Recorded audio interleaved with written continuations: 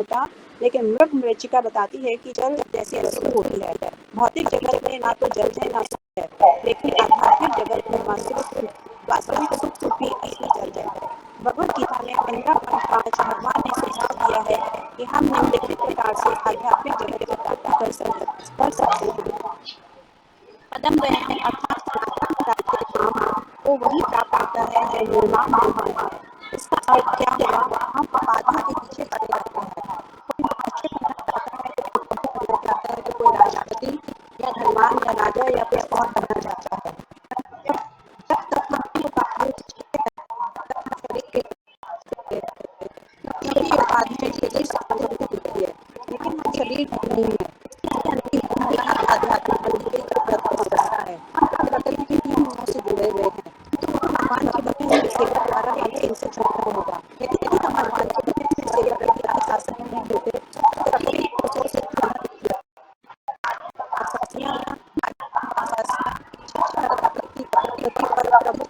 इच्छा के कारण है। प्रकृति पर प्रभुत्व जताने का प्रवृत्ति होने का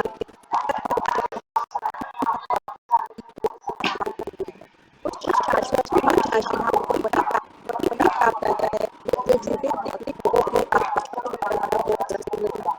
भगवान की सेवा में स्थित रहता है। ऐसा कैसे जीवन धाम को प्राप्त होता है?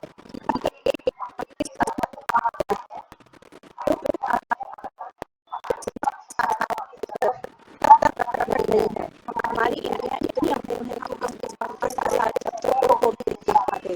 वैदिक साहित्य से हमें सभी लोगों के विषय में जानकारी प्राप्त है।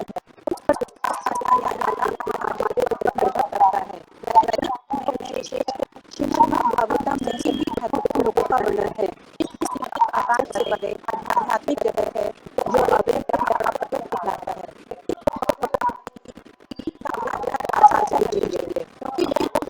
हमकी प्राप्ति हो जाती है, तब उसको आसानी से इस जगत में लौटना नहीं पड़ता।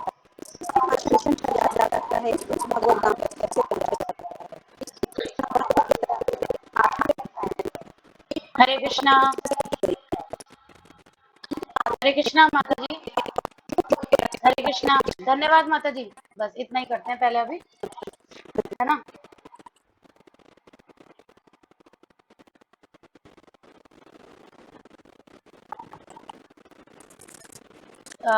सभी को आवाज क्लियर है?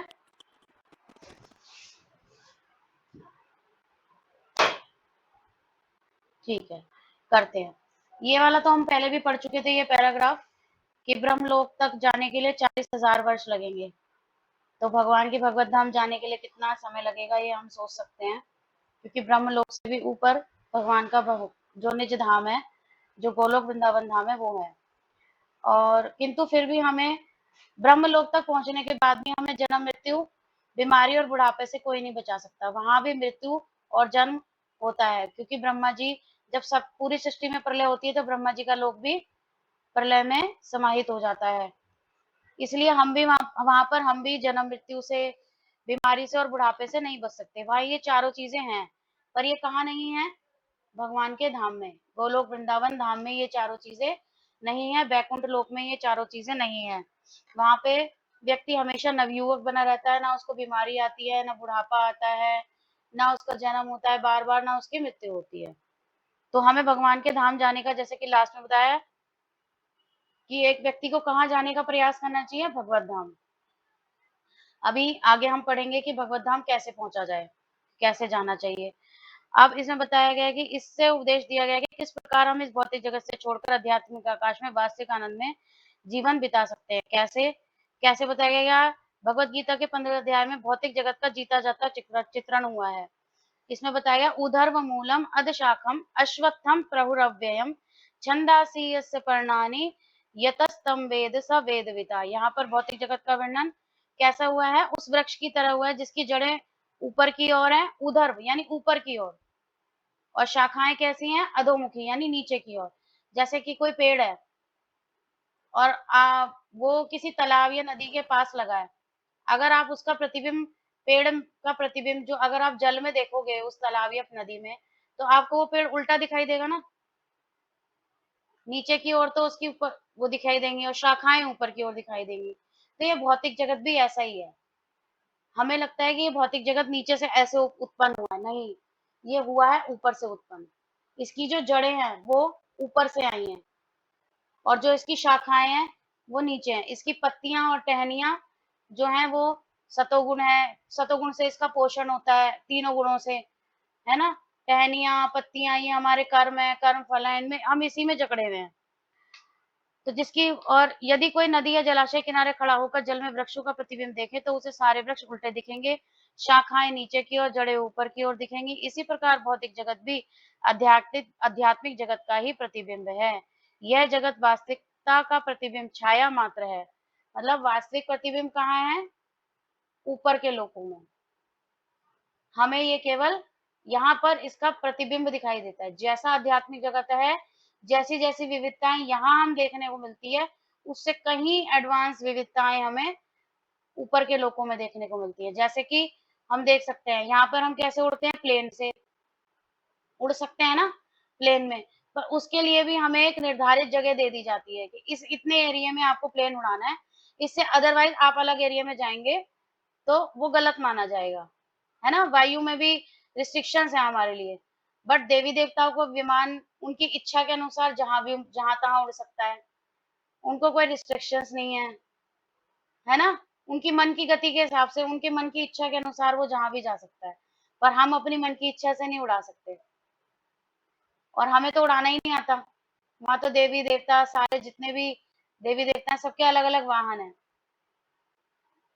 तो ये वास्तविक जगत जो ये जो जगत हमें जिसे हम सच्चा मानते हैं, वास्तविक मानते हैं, ये सच्चा है पर शाश्वत नहीं है। शाश्वत मतलब हमेशा रहने वाला नहीं है, टेम्परेरी है। आज है कल नहीं रहेगा। जैसे हमारा शरीर, हमें पता है हमारी जन्म हुआ है तो हमारी मृत्यु निश्चित है एक ना एक दिन। इसी तरह से इस संसार का भगवान ने सृष्टि की रचना की है। इस सृष्टि की रचना के बाद इसकी प्रलय भी का दिन भी निश्चित है, किस दिन इस सृष्टि की प्रलय होगी। तो ये झूठा नहीं है, यहाँ हम जो कुछ चीजें कर रहे हैं सच्ची है, क्योंकि ये वास्तविक प्रतिबिंब जो ऊपर से आध्यात्मिक जो लोकों में जो चीजें हैं, जो जिस तरह का जीवन है, उससे बहुत हल्का जीवन जीते हैं हम यहाँ। जो हम सोचते हैं हम बहुत ऑपुलेंस में हैं, हमारा इतना बड़ा घर है, इतनी बड़ी गाड़ी है, नहीं, वहां तो सब कुछ मन की गति से चलने वाला है। भगवान बैकुंठ लोक का वर्णन अगर आप भागवतम में पढ़ोगे तो भागवतम में बताया गया है कि बैकुंठ लोक जहाँ भगवान विष्णु रहते हैं, वहां जो फर्श, खंबे, जितनी भी चीजें बनी है ना, वो रत्नों से और मतलब मणियों से जड़े हुए हैं बिल्कुल। यहाँ तो हम इटालियन मार्बल या ग्रेनाइट लगाकर अपने घर को सुंदर बनाते हैं पत्थरों से। वहां भगवान के धाम में जो फर्श है, जो भगवान के सजने जो भी जितने भी अलंकार हैं भगवान की चीजों के, वो जितनी भी पूरा घर भगवान का जो वहां पे बताया गया उसका विवरण, सारा मणियों से, पन्नों से और बड़ी बड़ी चीजों से, हीरों से, इन सब से जड़ा हुआ है। इतना सुंदर है, कौन नहीं जाना चाहेगा इतने सुंदर घर में। सब जाना चाहते हैं, है ना। सबको जाना है जहां पर हमारी ना तो कभी बार बार जन्म होगा, ना हमारी मृत्यु होगी, ना हमें बीमारी आएगी, ना हमारा वो बुढ़ापा आएगा। सब चक्करों से फिनिश, कोई टेंशन नहीं है किसी चीज की, है ना। क्योंकि हम किसके साथ होंगे? भगवान के साथ। और भगवान के साथ रह के हमें ना तो किसी चीज का भय होता है, ना शोक होता है, ना मोह होता है। भगवान के साथ तो ये सब चीजें ऑटोमेटिकली चली जाती हैं। हम हरि नाम लेते हैं, भगवान को अपने जीवन में हरि नाम के माध्यम से लाते हैं, तभी हमारे जीवन में, हम सबको पता है, आप सबका एक्सपीरियंस होगा कि तभी से हमारे जीवन में बहुत कुछ चेंजेस आ गए, स्थिरता आ गई। मन में वो पहले की तरह किसी चीज को लेकर दुख या शोक, या मन दुखी नहीं होता उतना जितना पहले होता था हर चीज के लिए। परिस्थितियों से विचलित हो जाते थे, वो सब चीजें अब नहीं होती। क्यों नहीं होती? क्योंकि हमने अपने जीवन में किसको ऐड कर लिया है? भगवान को। भगवान भय को दूर करते हैं, अभय देने वाले हैं, है ना। जब भगवान हमारे जीवन में आते हैं तो भगवान हमारे हृदय से शोक, मोह, काम, क्रोध, ईर्ष्या, द्वेष, राग, आसक्ति, ये सब धीरे धीरे धीरे धीरे जो इस भौतिक जगत के कलमश है ना, जिनसे हम जकड़े हैं, बंधे हैं, उस सबको भगवान धीरे धीरे हमसे दूर कर देते हैं। तो अब क्या कह रहे हैं कि जैसे मरुस्थल में हमें क्या लगता है? मृग मरीचिका मतलब कि हमें लगता है कि बहुत दूर कहीं पानी नजर आ रहा है, हमें प्यास लग रही है मरुस्थल में, मतलब रेगिस्तान में चलते चलते, तो हमें कहीं दूर धूप के कारण रेत चमक रही है तो हमें लगेगा वहां पानी है, और जब हम वहां पास जाते हैं तो देखते हैं यहाँ पानी है ही नहीं। ऐसे ही हम इस भौतिक जगत में, जो आध्यात्मिक जगत का केवल प्रतिबिंब मात्र है। शीशे में आप किसी को स्पर्श कर सकते हो? आप अपने आप को शीशे में देख रहे हो, और आप शीशे में अपने आप को स्पर्श करो तो स्पर्श कर सकते हो?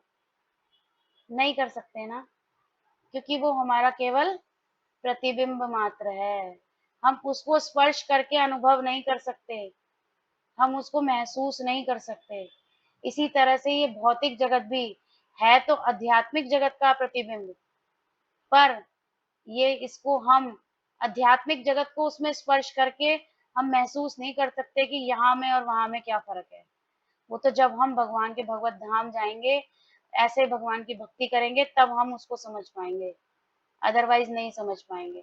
वही भौतिक जगत में हम ये मान के कि ये अध्यात्म, यहाँ पर इतनी सारी विविधताएं हैं, हम बहुत सुखी हैं, हम इसमें फंसते चले जा रहे हैं, बाहर निकलने का रास्ता नहीं ढूंढ रहे।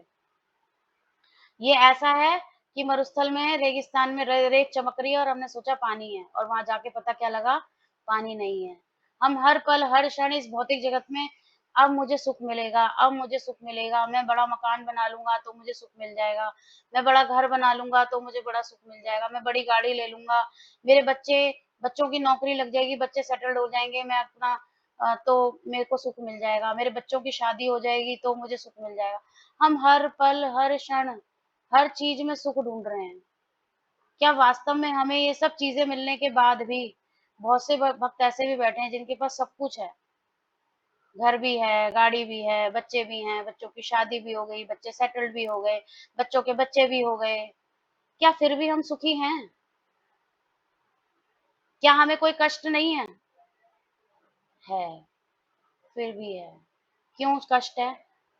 क्योंकि जो भगवान हमारे कष्टों को दूर कर सकते हैं, उनसे तो हम दूर बैठे हैं। दवा भी तो लेनी पड़ेगी ना कष्टों को दूर करने के लिए। दवा है हरि नाम, हरि नाम हमें लेना है। वो हरि नाम ही भगवान से हमें जोड़ेगा, भगवान ही हमारे सारे कष्टों को हर सकते हैं और कोई नहीं हर सकता। असली जल, भगवत गीता में असली जल कहाँ है? आध्यात्मिक जगत में, वास्तविक सुख रूपी असली जल। इसको सब अंडरलाइन कर लेंगे कि जल, जल जैसी कोई वस्तु तो है, पर इस भौतिक जगत में ना तो जल है और ना है सुख है। सुख कहाँ है? आध्यात्मिक जगत में वास्तविक सुख रूपी असली जल है। भगवत गीता ने में भगवान 15.5 में भगवान ने सुझाव दिया है क्या? निर्माण मोहा जित संग दोषा, अध्यात्म नित्य विनिवृत्त कामा, वंदे विमुक्ता सुख दुख संगे, गच्छन्त्यमूढ़ा परम अव्ययम तत्। क्या कह रहे हैं भगवान? पदम अव्ययम, अर्थात सनातन राज्य धाम को वही प्राप्त होता है। कौन भगवान के धाम जा सकता है? उसके लिए क्वालिटीज चाहिए। जैसे आपको आईएएस की जॉब चाहिए, उसके लिए क्वालिफिकेशन चाहिए ना, उतनी हमने पढ़ाई लिखाई की होनी चाहिए, हमने एंट्रेंस क्लियर होना चाहिए, हमारा इंटरव्यू भी क्लियर होना चाहिए। आईएएस की जॉब ऐसे ही थोड़ी मिल जाती है, बहुत मेहनत करनी पड़ती है, दिन और रात एक करना पड़ता है। तो भगवान के धाम में भी ऐसे ही नहीं पहुंच सकते। कैसे पहुंच सकते हैं? उसके लिए भगवान ने क्वालिटीज बताई हैं। क्या क्वालिटीज होनी चाहिए हमारे अंदर? निर्माण मोह। इसका क्या अर्थ है? कि हम सब उपाधियों को छोड़ दें, मतलब हमें अपने आप को किसी भी मान और अपमान से दूर रखना है। विनिवृत्त कामा, और राष्ट्रपति, राजा, प्रभु, कुछ भी बनने की इच्छा को त्याग देना है। जब तक हम प्रभु बनने की, राजा बनने की, है ना, राष्ट्रपति, प्रधानमंत्री बनने की इच्छा, इस भौतिक सृष्टि पर प्रभुत्व यानी बॉस बनने की इच्छा को नहीं त्यागेंगे, तब तक हम भगवान के धाम नहीं पहुंच सकते।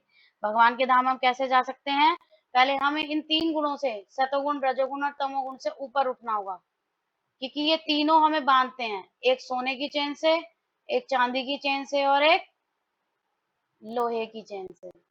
बंधा हुआ व्यक्ति तो बंधा है, चाहे वो सोने की चेन से बंधा है, सतोगुण से बंधा है तो सोने की चेन, रजोगुण से बंधा है तो चांदी की चेन, और वहीं अगर कोई व्यक्ति तमोगुण से बंधा है तो वो लोहे की चेन से। पर बंधे तो तीनों हैं।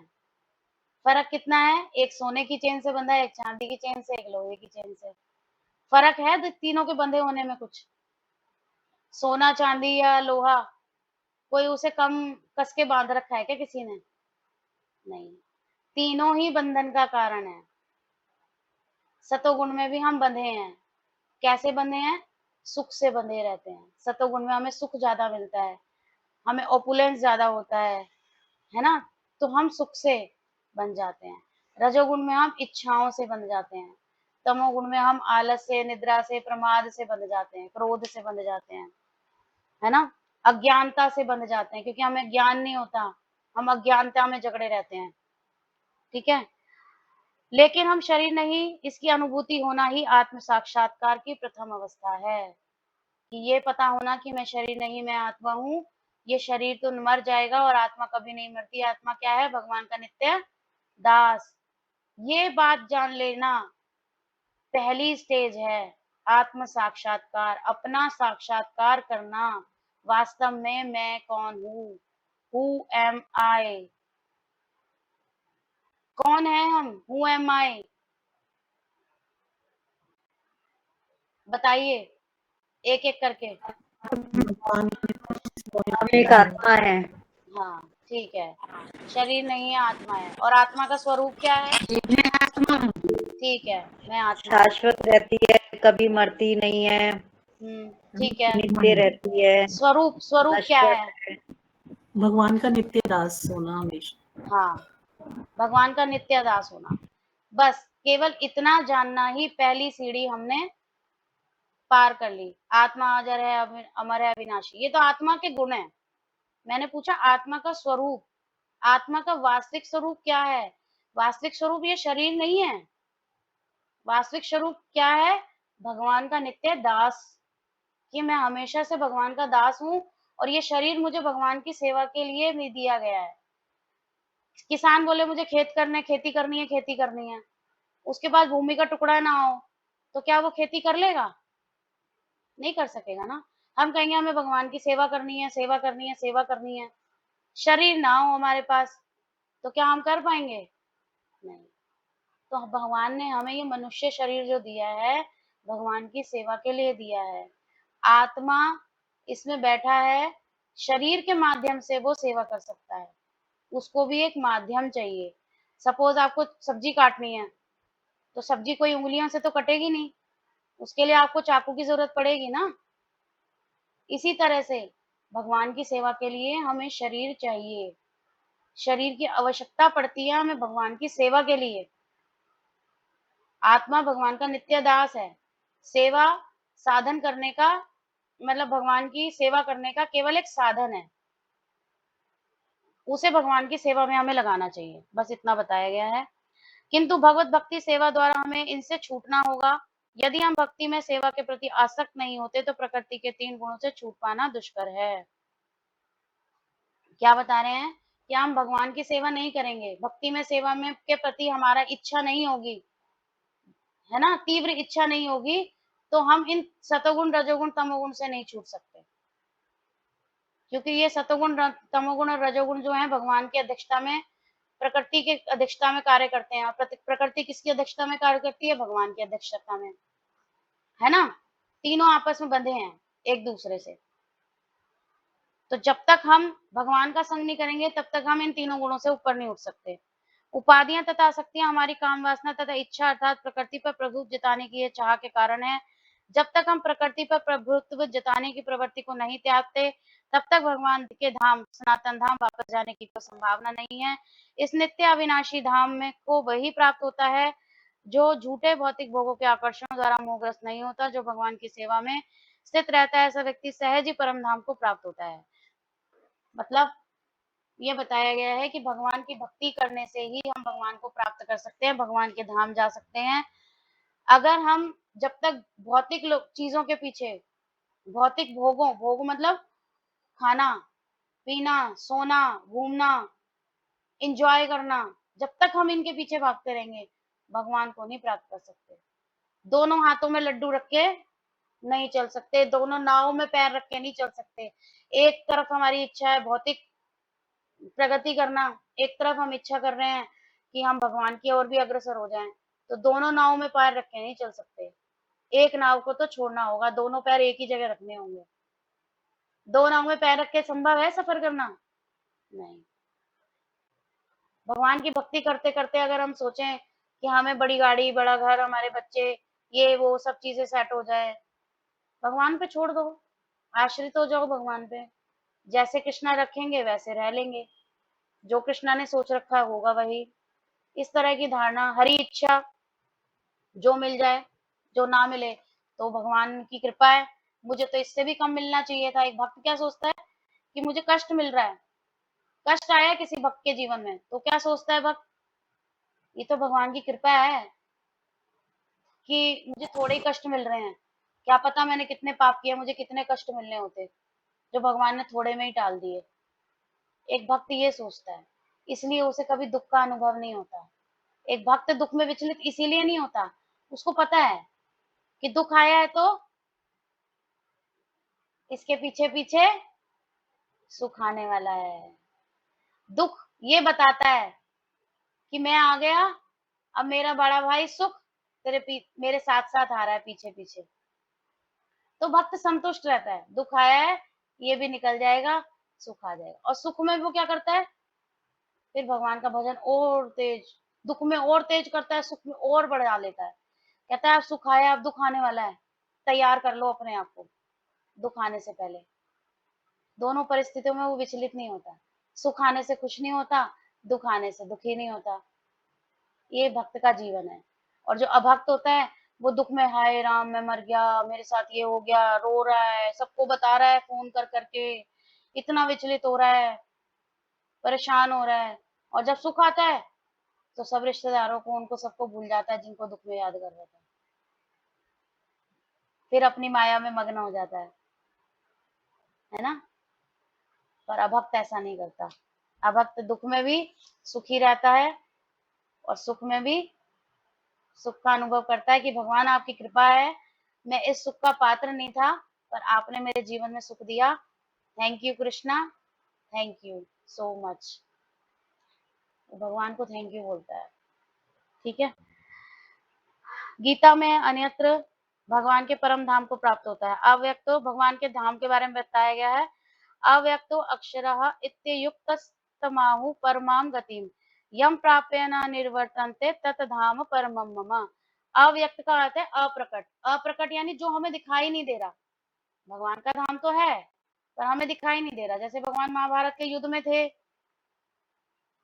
अर्जुन के समक्ष भी थे, दुर्योधन के समक्ष भी थे। जब भगवान वहां पर दूत बन के जाते हैं, है ना, और भगवान अपना विराट रूप दिखाते हैं, तो भगवान धृतराष्ट्र को दिव्य दृष्टि देते हैं कि वो भी देखे, पर धृतराष्ट्र अंधा था और वो वास्तव में भी अंधा ही था। दिव्य दृष्टि मिलने के बाद भी उसने भगवान को नहीं देखा। भगवान के शरीर से निकलने वाले प्रकाश से कहने लगा मेरी आंखें जल रही हैं, मुझे वापस अंधा कर दो, मैं अंधकार में ही सही था। बताओ, भीष्म पितामह, द्रोणाचार्य, उन सब ने भगवान का विराट रूप देखा। वहीं दुर्योधन भी था, दुशासन भी था, वो सारे भाई भी थे, वो भगवान को नहीं देख पाए। तो भगवान का धाम, भगवान हमारे को अप्रकट दिखाई देते हैं कि वो है नहीं, वास्तव में वो हैं। हमारे समझ सारा भौतिक जगत तक प्रकट नहीं है। मतलब भाई हम इस पूरे भौतिक जगत को नहीं देख सकते तो भगवान के धाम को कैसे देखेंगे। हमारी इंद्रियां इतनी अपूर्ण है कि हम इस ब्रह्मांड के सारे नक्षत्रों को भी नहीं देख पाते। क्या हम देख सकते हैं सारे प्लैनेट्स अपनी आंखों से? नहीं देख पाते। तो यही प्रभुपाद बताना चाह रहे हैं कि जब हम इस भौतिक जगत में रह के इसके प्लैनेट्स को नहीं देख सकते तो क्या हम भगवान का धाम इन इन आंखों से देख पाएंगे? हमारी इंद्रियां इतनी अपूर्ण है। अभी हमारी लाइट चली जाए, रात का अंधेरा हो रहा हो, अचानक से आप बैठे हो, लाइट चले जाए, आप उठोगे तो सोचोगे कहीं मेरे आप ही का रूम है, बहुत सालों से एक ही जगह बैठे हो और चल रहे हो, आप चीजें ढूंढने लगोगे, अंधे हो जाएंगे हम। लाइट जाते ही आंखों से कुछ दिखेगा नहीं। पर भगवान को ऐसा नहीं है, अंधकार हो या प्रकाश, भगवान को सब कुछ क्लियर है। हमारी इंद्रियां पूर्ण है, हम इस ब्रह्मांड को, नक्षत्र को नहीं देख सकते। वैदिक साहित्य में हमें इसी लोक के विषय में प्रचुर जानकारी प्राप्त होती है। उस पर विश्वास करना या ना करना हमारे ऊपर निर्भर करता है। वैदिक ग्रंथों में, विशेषतः श्रीमद् भागवतम में सभी महत्वपूर्ण लोकों का वर्णन है। इस भौतिक आकाश से परे आध्यात्मिक जगत है, जो अव्यक्त या अप्रकट कहलाता है। व्यक्ति को भगवत धाम की ही कामना तथा लालसा करनी चाहिए, क्योंकि जब उसको उस धाम की प्राप्ति हो जाती है, तब उसको वहां से फिर इस जगत में लौटना नहीं पड़ता। तो अब यही है कि भी हमारी इंद्रियां पूर्ण है, तो हम इस ब्रह्मांड को पूरा नहीं दे सकते, पर इस ब्रह्मांड के बारे में पूरी जानकारी भागवतम में दी गई है, और आध्यात्मिक जगत की भी पूरी जानकारी भागवतम में मिलती है ना। तो वहां से हमें क्या करना चाहिए, पढ़ करके भगवान के धाम जाने की इच्छा करनी चाहिए, क्योंकि वहां पर क्या क्या चार चीजें नहीं है, क्या चार चीजें नहीं है वहां पर जो यहाँ पर हैं। जन्म मृत्यु मरी व्याधि जन्म मृत्यु जरा और व्याधि बीमारी। हैंड रेज करेंगे ना जन्म सब, मृत्यु खाली जरा व्याधि एक एक करके बोलना नहीं है, हैंड रेज करना है, क्योंकि चार है तो चार लोगों को मौका मिले बताने का ना। ठीक है, और रचना माता जी बताइए। माता जी जन्म बस और इतना बताओ माता ही। जी नहीं नहीं नहीं नहीं नहीं नहीं, और किसी का हाथ खड़ा नहीं है। गीता गोयल माता जी आपका हाथ खड़ा है, हैंड रेज नहीं है ना। सुभाष जैन माता जी बताइए। वहाँ पे मृत्यु नहीं है, शाश्वत है सब। ठीक है, वेरी गुड। और कौन भक्त है हमारे साथ जिनके हैंड रेज है? सोनिया माता जी। माता जी में कोई बीमारियां नहीं है। और गीता माता जी। माता जी वहाँ जरा नहीं है, जरा यानी कि बुढ़ापा, जरा ठीक बुढ़ापा। है, ठीक है। और पूजा बंसल माता जी। सादर प्रणाम माता जी। सादर प्रणाम माता जी। वहाँ पे बीमारी नहीं है, कोई हाथी नहीं, ठीक है, और ना जन्म मृत्यु है। हाँ वेरी गुड। और सुषमा गोयल माता जी आप बताइए। सुषमा गोयल माता जी। ना वहाँ पे बीमारी हरि बोल। सभी भक्तों के लिए हरि बोल।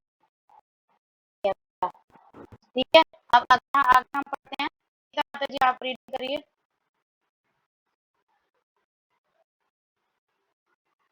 नेक्स्ट गीता माता जी आप पढ़िए, आप पढ़िए गीता माता जी। ठीक है माता जी, हरे कृष्णा। जगत गुरु प्रसाद की जय। इसके बाद प्रश्न पूछा जा सकता है कि उस भगवत धाम तक कैसे पहुंचा जाता है। इसकी सूचना भगवत गीता में 8वें अध्याय 8.5 इस तरह दी गई है। अंतकाले च मामेव स्मरण मुक्त्वा क्लेवरम य प्रयाति समद्भावम याति नास्त्यत्र संशयः। काल में जो कोई मेरा स्मरण करते हुए शरीर त्याग करता है, वह तुरंत मेरे स्वभाव को प्राप्त होता है। इसमें रंच मात्र भी संदेह नहीं है। जो व्यक्ति मृत्यु के समय कृष्ण का चिंतन करता है, वह कृष्ण को प्राप्त होता है। मनुष्य को चाहिए कि वह कृष्ण के स्वरूप का स्मरण करे, और यदि इस रूप का चिंतन करते हुए वह मर जाता है, तो वह निश्चित ही भगवत धाम को प्राप्त होता है। मद भावम शब्द परम पुरुष के परम स्वभाव का सूचक है। परम पुरुष सच्चिदानंद विग्रह है, अर्थात उनका स्वरूप शाश्वत ज्ञान तथा आनंद से पूर्ण है। हमारा यह शरीर सच्चिदानंद नहीं है, यह सत नहीं अपितु असत है। यह शाश्वत नहीं अपितु नाशवान है। यह चित्त नहीं है, अर्थात ज्ञान से पूर्ण नहीं है, अपितु अज्ञान से पूर्ण है। हमें भगवत धाम का कोई ज्ञान नहीं है, यहाँ तक कि हमें इस भौतिक जन्म तक का पूर्ण ज्ञान नहीं है, जहाँ ऐसी अनेक वस्तुएं हैं जो हमें ज्ञात नहीं है। यह शरीर निरानंद है, आनंद से ओतप्रोत ना होकर दुख से पूर्ण है। इस संसार में जितने भी दुखों का हमें अनुभव होता है, वे शरीर से उत्पन्न है। किंतु जो व्यक्ति भगवान कृष्ण का चिंतन करते हुए इस शरीर को त्यागता है, वह तुरंत ही सच्चिदानंद शरीर प्राप्त करता है। इस शरीर को त्याग कर इस भौतिक जगत में दूसरा शरीर धारण करना भी सुव्यवस्थित है। मनुष्य तभी मरता है जब यह निश्चित हो जाता है कि अगले जन्म में उसे किस प्रकार का शरीर प्राप्त होगा। इसका निर्णय उच्च अधिकारी करते हैं, स्वयं जीव नहीं करता। इस जीवन में अनेक कर्मों के अनुसार हम उन्नति तथा अवनति करते हैं। यह जीवन अगले जीवन की तैयारी के लिए है। अतएव यदि हम इस जीवन में भगवत धाम पहुंचने की तैयारी कर लेते हैं, तो निश्चित ही इस शरीर को त्यागने के बाद हम भगवान के ही सदृश आध्यात्मिक शरीर प्राप्त करते हैं। जैसा कि पहले कहा जा चुका है, अध्यात्मवादियों के कई प्रकार हैं, ब्रह्मवादी, परमात्मावादी तथा भक्त, और जैसा कि उल्लेख हो चुका है, ब्रह्म ज्योति, आध्यात्मिक आकाश से असंख्य आध्यात्मिक लोक हैं। आध्यात्मिक आकाश में असंख्य आध्यात्मिक लोक हैं। इन लोगों की संख्या भौतिक जगत के लोगों की संख्या में कहीं अधिक बड़ी है। यह भौतिक जगत संपूर्ण सृष्टि का केवल चतुर्थांश है। एकांशेन स्थितो जगत। इस भौतिक खंड में लाखों करोड़ों ब्रह्मांड हैं, जिनमें अरबों ग्रह, सूर्य तथा तारे, चंद्रमा है, किंतु यह सारी भौतिक सृष्टि संपूर्ण सृष्टि का एक खंड मात्र है। अधिकांश सृष्टि तो आध्यात्मिक आकाश में है। जो व्यक्ति परम ब्रह्म में विलीन होना चाहता है, वह तुरंत ही परमात्मा की परम ज्योति में भेज दिया जाता है, और इस तरह वह आध्यात्मिक आकाश को प्राप्त होता है। जो भक्त भगवान के सानिध्य का आनंद लेना चाहता है, वह वैकुंठ लोकों में प्रवेश करता है, जिनकी संख्या अनगिनत है, जहाँ पर परमेश्वर अपने विभिन्न पूर्ण अंशों, चतुर्भुज नारायण के रूप में तथा प्रद्युम्न, अनिरुद्ध तथा गोविंद जैसे विभिन्न नामों से भक्तों के साथ साथ रहते हैं। अतः जीवन के अंत में अध्यात्मवादी ब्रह्म ज्योति, परमात्मा या भगवान श्री कृष्ण का चिंतन करते हैं। प्रत्येक दशा में वे आध्यात्मिक प्रकाश में प्रविष्ट होते हैं, लेकिन केवल भक्त या परमेश्वर से संबंधित रहने वाला ही वैकुंठ लोक में या गोलोक वृंदावन में प्रवेश करता है। भगवान यह भी कहते हैं कि इसमें कोई संदेह नहीं है, इस पर दृढ़ विश्वास करना चाहिए। हमें चाहिए कि जो हमारी कल्पना से मेल नहीं खाता, उसे ठुकराए नहीं। हमारी मनोवृत्ति अर्जुन की सी होनी चाहिए। आपने जो कुछ कहा उस पर मैं विश्वास करता हूँ। अतः जब भगवान यह कहते हैं कि मृत्यु के समय जो भी ब्रह्म, परमात्मा या भगवान के रूप में उनका चिंतन करता है, वह निश्चित रूप से आध्यात्मिक आकाश में प्रवेश करता है, तो इसमें कोई संदेह नहीं है। इस पर अविश्वास करने का प्रश्न ही नहीं उठता। भगवत गीता में 8.6 भगवत गीता में 8.6 उस सामान्य सिद्धांत की ही व्याख्या है। तो मृत्यु के समय ब्रह्म का चिंतन करने से आध्यात्मिक धाम में प्रवेश करना सुगम बनता है। यम यम वापिम स्मरण भाव त्यजन्ते कलेवरम तम तमेवेति का कौन्तेय सदा तद्भाव भावितः। अपने इस शरीर को त्यागते समय मनुष्य जिस भाव का स्मरण करता है, वह अगले जन्म में उस भाव को निश्चित रूप से प्राप्त होता है। अब सर्वप्रथम हमें यह समझना चाहिए कि भौतिक प्रकृति परमेश्वर की एक शक्ति का प्रदर्शन है। विष्णु पुराण 6.7.61 भगवान की समग्र सूक्तियों का वर्णन हुआ है। एक सेकंड माता जी, बस इतना ही करते हैं अभी। अब यहाँ क्या बताया भगवान ने कि भगवत धाम कैसे पहुंचे जाएगा। अब इसमें बताया कि श्लोक 8.5 में भगवान कह रहे हैं, अंतकाले च मामेव स्मरण मुक्त्वा कलेवरम यह प्रयाति समता याति न संत्र संशय, कि जो अंत काल में मेरा स्मरण करते हुए अपने शरीर को जिस जिस भाव में त्यागता है, उस भाव में मैं उसको अपने मतलब भगवान का उसको सानिध्य मिलता है, मेरे स्वभाव को वो प्राप्त करता है ना। पर अब भगवान का चिंतन हमें अंत समय में होगा कैसे? कैसे भगवान का नाम याद आएगा? अगर मान लो हमने पूरा जीवन भगवान का नाम ही नहीं लिया, तो क्या अंत समय में हमें नाम याद आएगा भगवान का? नहीं आएगा। जो जीवन भर नहीं किया, वो अंत समय में नहीं आ पाएगा याद। अगर हमने जीवन भर भगवान का नाम लिया है, तो अंत समय में हम भगवान को पुकारेंगे, कष्ट में हम भगवान को पुकारेंगे, अदरवाइज नहीं पुकार पाएंगे।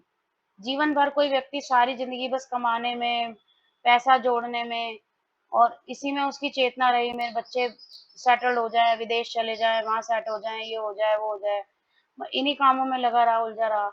मान लो उसने बहुत सारा धन अपने बच्चे से छुपा के रखा है, तो अंत समय में किसकी स्थिति क्या होगी कि मैं अपने बच्चों को बता दूं मेरा वो धन कहाँ रखा है, कहीं ऐसा ना हो कोई और उस धन को ले ले। मेरे बच्चों को पता ही नहीं मैंने धन कहाँ रखा है ना? ये स्थिति होगी।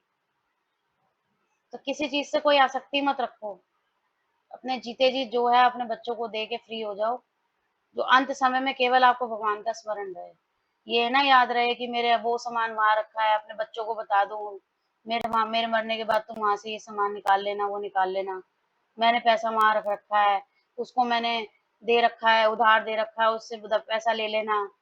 ये सारी चीजें याद ना आए अंत समय में। ठीक है, तो क्या कह रहे हैं भगवान के बारे में बता रहे हैं कि भगवान कैसे हैं, भगवान का स्वभाव कैसा है, भगवान का स्वरूप कैसा है, सत चित आनंद।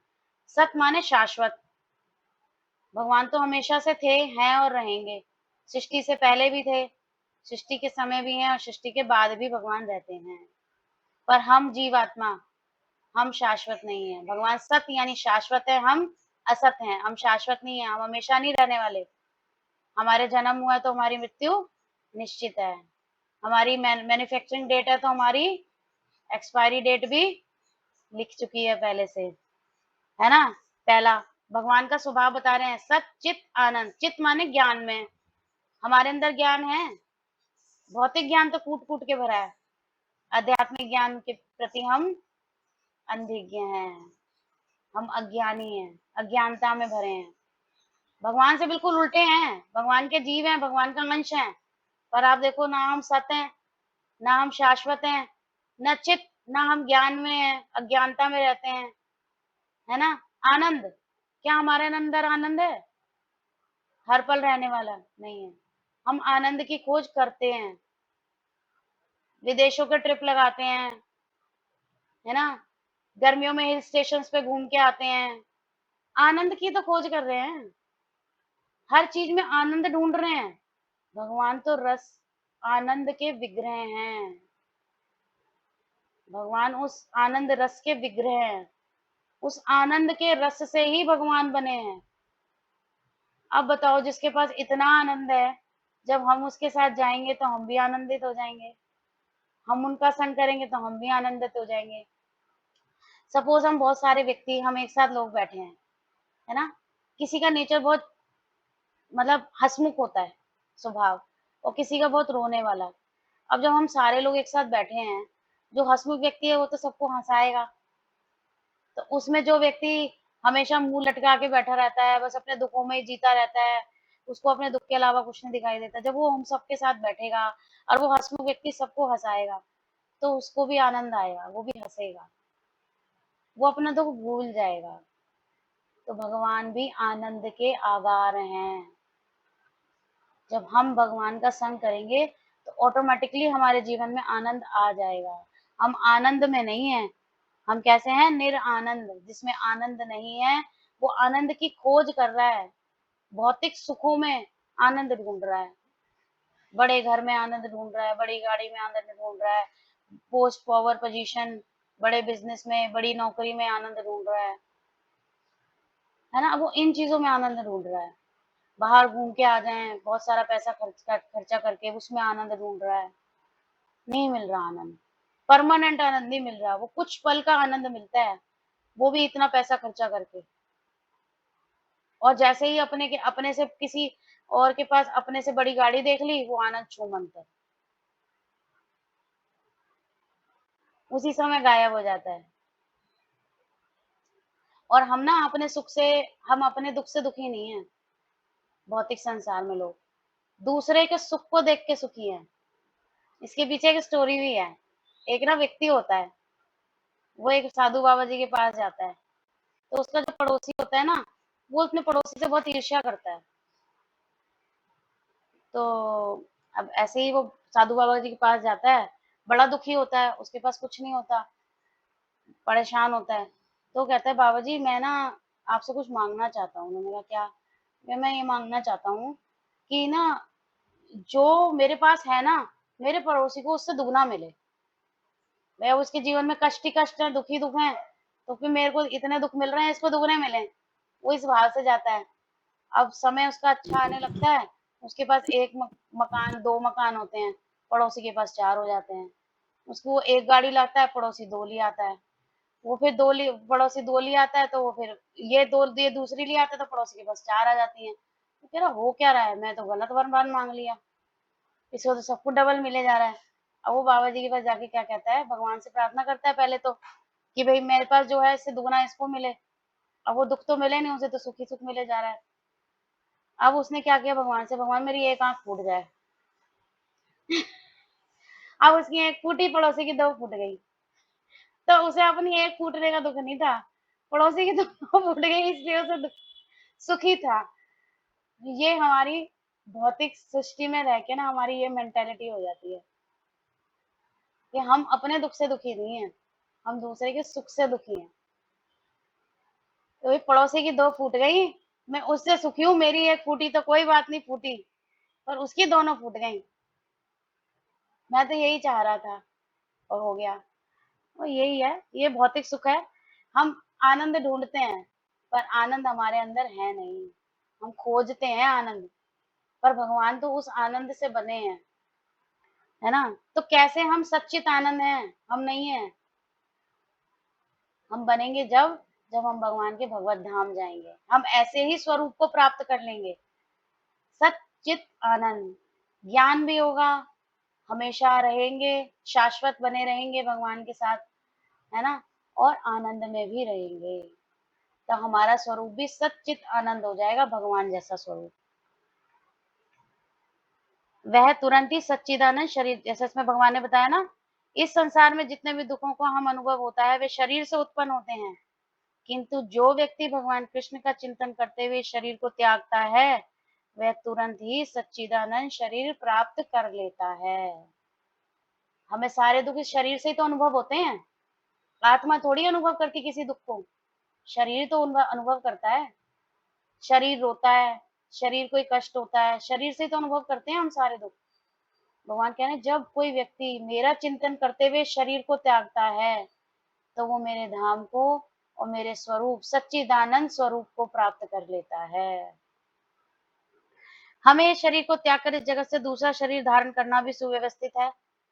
अब जैसे कि मान लीजिए आपको कहीं जाना है, आपने पहले से उसकी प्लेन की या ट्रेन की टिकट पहले से बुक कराई होती है ना उस गंतव्य स्थान तक जाने के लिए। सपोज आपको कलकत्ता जाना है, दिल्ली से कलकत्ता, तो आपने कई महीने पहले बुकिंग करा दी ना, पहले आपकी बुकिंग होगी तभी तो जा पाओगे, नहीं तो कौन आपको ट्रेन में बिठाएगा, कौन आपको प्लेन में बिठाएगा बिना टिकट दिए। तो ऐसे ही हमारा अगला जन्म डिसाइड होने के बाद ही हमारी मृत्यु होती है। यहाँ हमारी मृत्यु हुई, दूसरी तरफ हमारा जन्म हो जाता है, हम दूसरी माता के जन्म में कोख में चले जाते हैं, गर्भ में चले जाते हैं। अगर हमने अच्छे कर्म किए तो हमें दोबारा मनुष्य की माता के गर्भ में जन्म मिलता है, और यदि हमने कुछ बुरे कर्म किए हैं, ऐसे कर्म किए हैं, तो हम पशु माता के गर्भ में भी जा सकते हैं, पक्षी माता के गर्भ में भी जा सकते हैं, सर्प माता के गर्भ में भी जा सकते हैं, किसी भी माता के गर्भ में हम जा सकते हैं, जब तक हम हमारा अगला जीवन डिसाइड होता है हमारे इस जन्म के कर्मों के अनुसार पे। हम इस जन्म में, अगले जन्म में क्या हमें शरीर मिलने वाला है उसकी तैयारी हम इसी जन्म से शुरू कर देते हैं।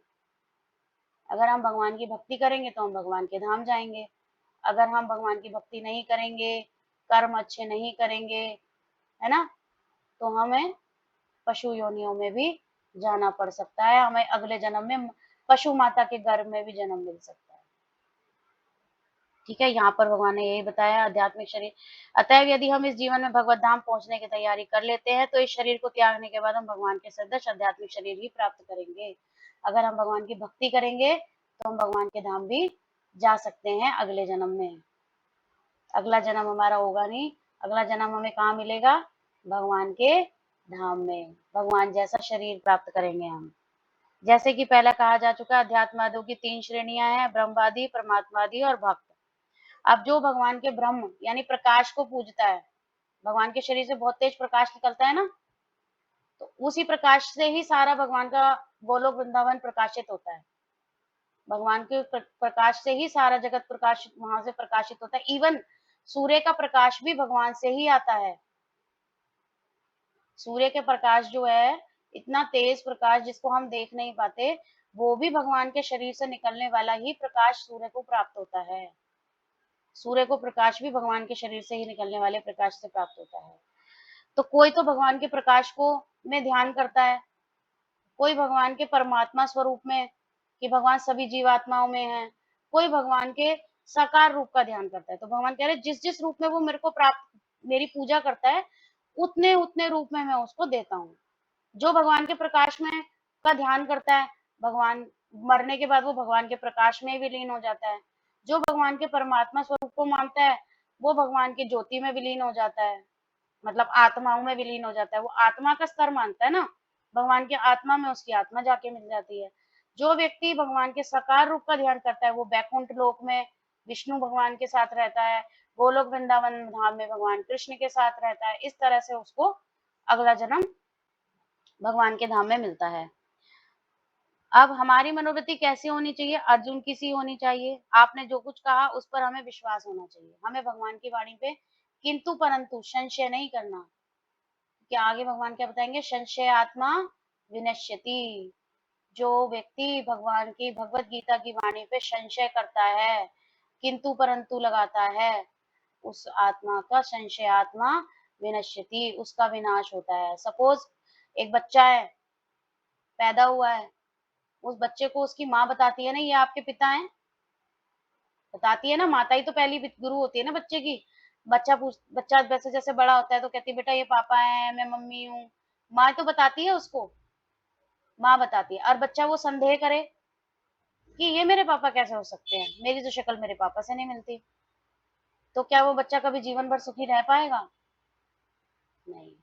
जब शास्त्र, जब स्वयं भगवान हमें भगवत गीता के माध्यम से बता रहे हैं कि मेरी इस वाणी को सत्य मानो, तो हमें मानना चाहिए। शास्त्र हमारी माता हैं और भगवान हमारे पिता। तो माता हमें बता रही है कि ये तुम्हारे पिता हैं, तो हमें उसमें संशय नहीं करना। ठीक है, हमारी स्थिति कैसे होनी चाहिए? अर्जुन जैसी, कि मृत्यु के समय जो भी ब्रह्म परमात्मा है भगवान के रूप में उनका चिंतन करता है, निश्चित रूप से आध्यात्मिक आकाश में प्रवेश करता है, इसमें कोई संदेह नहीं। इस पर अविश्वास करने का प्रश्न ही नहीं उठता। अब भगवत गीता में 5.6 में क्या कह रहे हैं भगवान? यम यम वापि स्मरण भाव तस्ते अंत कलेवरम तम तमेवेति कौन्तेय सदा तद भाव भाविता। अपने इस शरीर को त्यागते समय मनुष्य जिस जिस भाव का स्मरण करता है, जिस जिस भाव का मतलब जो भगवान के ब्रह्म प्रकाश को सब कुछ मान के भगवान को प्रकाश का ध्यान करता है, जो भगवान को परमात्मा यानी आत्मा के रूप में, आत्मा के साथ रहने वाले परमात्मा के रूप में ध्यान करता है, जो भगवान के साकार रूप, द्विभुज श्याम सुंदर रूप, जिन्होंने बांसुरी ली है, मोर मुकुट लगा रखा है, पीले वस्त्र धारण कर रखे हैं, उनका चिंतन करता है, उस भाव में मैं निश्चित रूप से उसके साथ होता हूँ। अंत समय में जो जिस भाव में, जो भगवान मुरलीधर का मुरली श्याम सुंदर रूप का ध्यान करेगा तो भगवान श्याम सुंदर रूप में आ जाएंगे। जो परमात्मा रूप में भगवान को सभी जीवों में आत्मा रूप में भगवान रहते हैं उसका ध्यान करेगा, उसका चिंतन करेगा मरते समय, तो भगवान उस रूप में आ जाएंगे। कोई भगवान के प्रकाश को सब कुछ मान के आगे बढ़ना चाहेगा तो भगवान उस रूप में आ जाते हैं। जिस जिस भाव में व्यक्ति चाहता है उस भाव में भगवान उसको रेसिप्रोकेट करते हैं। समझना चाहिए कि भौतिक प्रकृति परमेश्वर की एक शक्ति का प्रदर्शन है। विष्णु पुराण में भगवान की समग्र शक्तियों का वर्णन हुआ है। कौन सी शक्तियां? विष्णु शक्ति परा प्रोक्ता, क्षेत्र व्याख्या तथा परा, अविद्या कर्म संज्ञान्या, तृतीया शक्ति ऋष्यते। परमेश्वर की शक्तियां विविध तथा असंख्य हैं और वे हमारी बुद्धि से परे हैं, लेकिन बड़े बड़े विद्वान मुनियों तथा मुक्तात्माओं ने इन शक्तियों का अध्ययन करके इन्हें 3 भागों में बांटा है। सारी शक्तियां विष्णु शक्ति हैं, अर्थात वे भगवान विष्णु की विभिन्न शक्तियां हैं। पहली शक्ति परा या आध्यात्मिक शक्ति है। जीव भी पराशक्ति है, जैसा कि पहले कहा जा चुका है। अन्य शक्तियां या भौतिक शक्तियां तामसी हैं। मृत्यु के समय हम या तो इस संसार की अपरा शक्ति में रहते हैं या फिर आध्यात्मिक जगत की शक्ति में चले जाते हैं। भगवद गीता के 8.6 में कहा गया है, अपने इस शरीर को त्यागते समय मनुष्य जिस जिस भाव का स्मरण करता है वह अगले जन्म में उस भाव को निश्चित रूप से प्राप्त होता है। जीवन में हम या तो भौतिक या आध्यात्मिक शक्ति के विषय में सोचने के आदी हैं। हम अपने विचारों को भौतिक शक्ति से आध्यात्मिक शक्ति में किस प्रकार ले जा सकते हैं? ऐसे बहुत से साहित्य यथा समाचार पत्र, पत्रिकाएं, उपन्यास आदि जो हमारे विचारों को भौतिक शक्ति से परे से भर देते हैं। इस समय हमें ऐसे साहित्य में लगे अपने चिंतन को वैदिक साहित्य की ओर मोड़ना है। अतः महर्षियों ने अनेक वैदिक ग्रंथ लिखे हैं। यथा पुराण, ये पुराण कल्पना प्रसूत नहीं है अपितु ऐतिहासिक लेख हैं। चैतन्य चरितमृत में मध्य लीला मध्य लीला 20 मध्य लीला के 20वें अध्याय के 122वें प्यार में निम्नलिखित कथन है, मया मया मुग्ध जीवे रे नाही स्वतः कृष्ण ज्ञान, जीवे रे कृपया केला कृष्ण वेद पुराण। भुलक्कड़ जीवों या बद्ध जीवों ने परमेश्वर के साथ अपने संबंध को भुला दिया है और वे सब भौतिक कार्यों के विषय में सोचने में मग्न रहते हैं। उनकी चिंतन शक्ति भगवान को आध्यात्मिक आकाश की ओर मोड़ने के लिए कृष्ण द्वैपायन व्यास ने प्रचुर वैदिक साहित्य प्रदान किया। तो मतलब अब यहाँ क्या बता रहे हैं कुल मिला के कि भगवान को हम जिस जिस भाव में भजेंगे उतने भाव में भगवान हमको रेसिप्रिकेट करते हैं। पर मनुष्य को स्मरण कब होगा? जब हम भगवान के वेद शास्त्रों को पढ़ेंगे जो वेद व्यास जी ने लिखे हैं, तभी भगवान का स्मरण हो पाएगा। अदरवाइज नहीं। हम समाचार पत्र, मैगजीन, इधर उधर की बेकार की पुस्तकों को पढ़ेंगे तो वो तो भौतिक चीजों से भरे पड़े हैं। आज इसका रेप हो गया, उसने उसकी हत्या कर दी, उसने बीच सड़क पे उसको चाकू मार दिया। न्यूज़पेपर में यही तो लिखा होता है। यही सब सुबह सुबह हम चाय के प्याले के साथ, लोग चाय का प्याला लेते हैं, एक तरफ न्यूज़पेपर लेके बैठ जाते हैं। यही तो पढ़ते हैं न्यूज़पेपर में। सुबह सुबह उठ के कोई मर गया, किसी के साथ कुछ ये हो गया, ये घटना हो गई, मतलब सरकार में ये सब चल रहा है। ये सब चीजों से होगा क्या? कुछ मिलेगा हमें? अगले जीवन के लिए हमें कुछ प्राप्त हो रहा है उससे? जब भगवान कह रहे हैं कि हम इस जीवन में जो कर्म कर रहे हैं वो अगले जीवन हम अपना डिसाइड करते जा रहे हैं।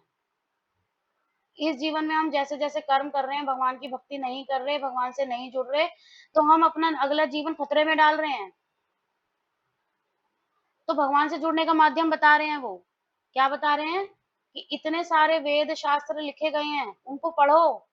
उनमें इतनी जानकारी है कि आप पूरा जीवन लगा के भी उनको नहीं पढ़ सकते। व्यास देव जी ने इतनी मेहनत से, इतनी तपस्या से उन शास्त्रों को, उन ग्रंथों को लिखा, और फिर हमारे शिला प्रभुपाद ने हम जैसी बद्ध जीवात्माओं के लिए उसको इजी लैंग्वेज में किया कि हम उसको समझ पाए और अपना उद्धार करके अपना नेक्स्ट जन्म हम सुधार सके, अगले जीवन में हम भगवत धाम जाने की हमारी प्रेरणा बन जाए। यहाँ यही बताया गया है। सर्वप्रथम उन्होंने क्या लिखे? 4 भाग, 4 वेद लिखे, और जिनके 4 विभाग किए। कौन कौन से 4 वेद हैं? सामवेद, अथर्ववेद, यजुर्वेद और ऋग्वेद। अब वो 4 वेद इतने बड़े बड़े हैं कि उन्हें कोई पढ़ नहीं सकता। अब भगवान ने, व्यास देव जी ने उनके 18 पुराण बना दिए। अब 18 पुराण बनाए, उन्हें भी पढ़ना बहुत मुश्किल था कलयुग के जीव के लिए। फिर उन्होंने 108 उपनिषद बनाए, छोटे छोटे। उन उपनिषदों को पढ़ना भी मुश्किल था। उसमें से एक उपनिषद है गीतोपनिषद, जिसको हम इजीली पढ़ सकते हैं, और सभी उपनिषदों का सार है इसमें। भागवतम, हम भगवत गीता और भागवतम अपने इस जीवन में पढ़ लें तो हमारा कल्याण हो जाएगा, हम भगवान को जान पाएंगे। यहाँ पर जितने भी भक्त बैठे हैं, क्या उनको भगवत गीता और भागवतम में अंतर पता है? भगवत गीता क्या है और भागवतम क्या है? गीता माता जी। हरे कृष्णा। हरे कृष्ण। हरे कृष्णा माता जी। भगवत गीता भगवान के द्वारा गाया हुआ गीत है। भगवान ने जो अपने मुख से कहा है वो चीजें हैं भगवत गीता में। और भागवतम? भागवतम में भगवान ने जो किया है उसके बारे में चर्चा की गई है। ठीक है। हरे कृष्णा सुषमा माता जैन माता जी। भगवत गीता भगवान की वाणी है जो सत्य है, और भागवतम में भगवान की लीलाएं हैं उनके जीवन से संबंधित। Very good. हर्षा माता जी का हैंड रेज है। हर्षा माता जी। हरे कृष्णा माता जी। माता जी मैं जागृति। अच्छा, very good. माता जी हरे कृष्णा। माता जी भागवतम में भगवान को भक्तों की ग्लोरीज हैं। Very good. और भगवत गीता में? जी माता जी भगवत गीता में भगवान का गीत है, उन्होंने भगवान की वाणी है ऐसे। Very good. भगवत गीता क्या है? भगवान की वाणी। भगवत गीता, गीत यानी भगवान के द्वारा गाया जाने वाला गीत, और भागवतम है भगवान और भगवान के भक्तों की लीलाएं। भगवान के भक्त कैसे अपने भगवान को पाने के लिए कैसा आचरण करते हैं, वो हम भागवतम से सीख सकते हैं। भागवतम आप सबने सुना होगा, जो 7 दिन की सप्ताह होती है ना जगह जगह, वो भागवतम है। और भगवत गीता वो है जो भगवान ने कन्वर्सेशन है, अर्जुन संवाद, अर्जुन और भगवान कृष्ण के बीच में संवाद, वो भगवत गीता है। भगवान के द्वारा गाए जाने वाला गीत, भगवान की वाणी, वो भगवत गीता। और भागवतम में भगवान और भगवान के भक्तों के बीच के लीलाएं और भगवान के भक्तों की ग्लोरीज। ठीक है, वेरी गुड। तो हमें क्या करना है, हमें उन शास्त्रों को पढ़ना है। व्याख्या पुराणों में की गई है, अल्पज्ञों के लिए उन्होंने महाभारत की रचना की, महाभारत में भी भगवत गीता दी हुई है। अब देखो व्यास देव जी अगर भागवतम महाभारत ना लिखते तो क्या हमें भगवत गीता मिल पाती? नहीं मिल पाती। महाभारत का ही तो पार्ट है भगवत गीता, जो भगवान ने अर्जुन को श्लोक सुनाए हैं, अर्जुन को जो ज्ञान दिया है, वो भगवत गीता वही तो है सारी। हमें इन वैदिक ग्रंथों के अध्ययन में अपना चित्त लगाना चाहिए। जिस प्रकार भौतिकवादी लोग नाना प्रकार के समाचार पत्र, पत्रिकाएं, अन्य संसारी साहित्य को पढ़ने में ध्यान लगाते हैं, उसी तरह हमें व्यास देव द्वारा प्रदत्त साहित्य के अध्ययन में ध्यान लगाना चाहिए। इस प्रकार हम मृत्यु के समय परमेश्वर का स्मरण कर सकेंगे। भगवान द्वारा सुझाया गया यही एकमात्र उपाय है और इसके फल का विश्वास दिलाते हैं, हमें कोई संदेह नहीं है। क्लियर? आज इतना ही करते हैं। ये भगवान ने क्या बोला है कि हमें भगवत धाम वापस जाना है। और भगवत धाम वापस कैसे जाना है?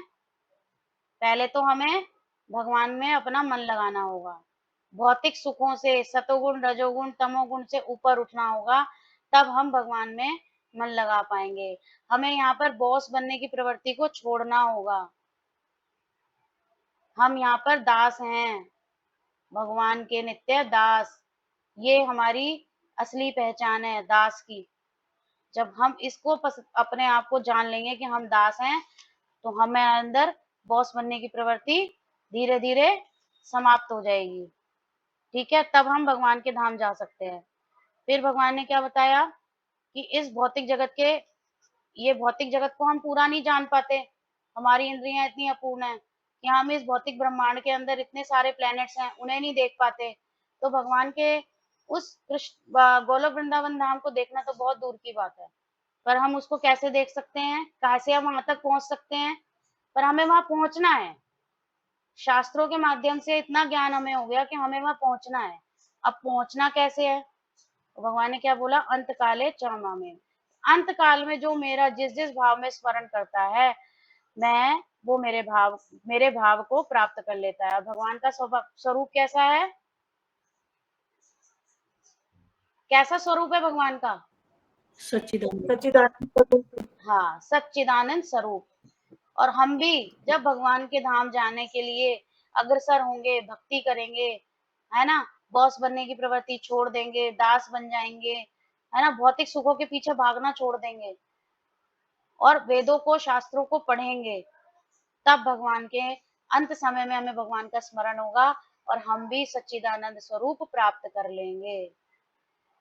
ठीक है, ये बताया था। और उसके बाद क्या बताया गया कि 3 तरह की अध्यात्मवादियों की कोटि होती है। कोई, कुछ लोग ब्रह्मवादी होते हैं, कुछ परमात्मवादी होते हैं, कुछ भगवान के साकार रूप को मानते हैं। कोई भगवान को प्रकाश के रूप में मानते हैं, कोई भगवान को आत्मा के रूप में मानते हैं, और कोई भगवान को द्विभुज श्याम सुंदर रूप में मानते हैं। तो भगवान के वो उस धाम में पहुंचते हैं, वो भी आध्यात्मिक लोकों में पहुंचते हैं। जो लोग प्रकाश में को मानते हैं, वो भगवान के प्रकाश में विलीन हो जाते हैं। जो भगवान को आत्मा के स्वरूप में मानते हैं, वो भगवान की आत्मा में विलीन हो जाते हैं। और जो भगवान को श्याम सुंदर, द्विभुज श्याम सुंदर रूप में, विष्णु रूप में मानते हैं, वो बैकुंठ लोक और गोलोक वृंदावन धाम को भगवान के साथ जाते हैं। और क्या बताया था, सच्चिदानंद का क्या अर्थ बताया था हमने? रिवाइज कर रहे हैं थोड़ा सा, जिससे कि सबको याद रहे। गीता माता जी का हैंड रेज है। और कोई भक्त एक भी बता सकते हो, सत का क्या अर्थ है?